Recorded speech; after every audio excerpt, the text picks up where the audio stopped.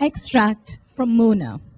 It was Mona's honeymoon that had inspired her to leave her job as a high-paid executive secretary and open the adventure travel agency, TA. Both her parents, friends, and associates, and Thomas's parents, friends, and associates had been worried about the honeymooners going to Alopecia, a place no one had heard of.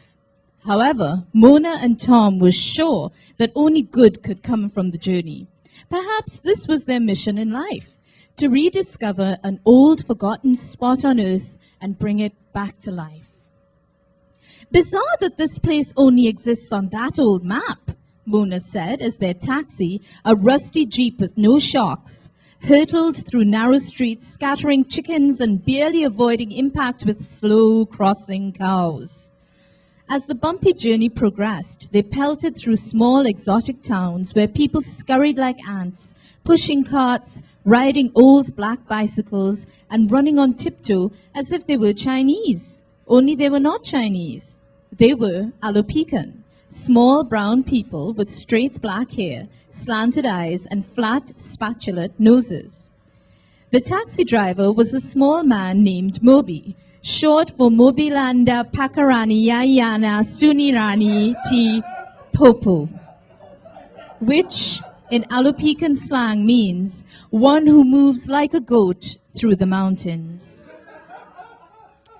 Indeed, he lived up to his name as the honeymooners bounced through potholes the size of volcano craters and over mounds of dirt piled like small haystacks on unpaved roads.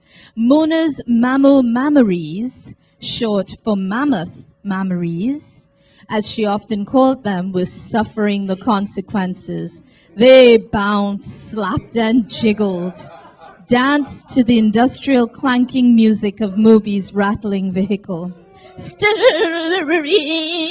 landscape, oh, Tom said, as they flew over a small ravine.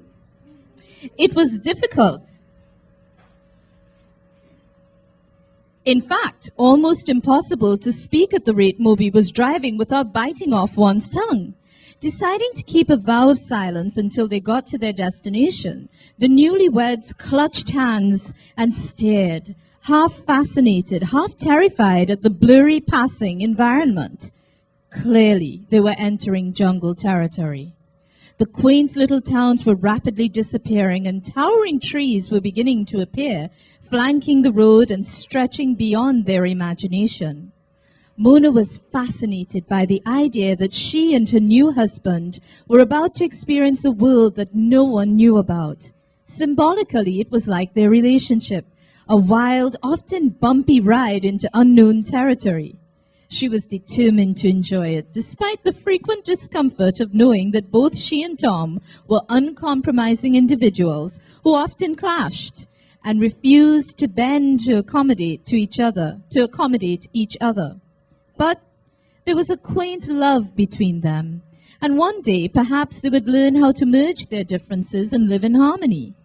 Finally, after what seemed like hours, they arrived at the jetty. They knew because Moby stopped the jeep abruptly and shouted, "Jetty!" Philippine,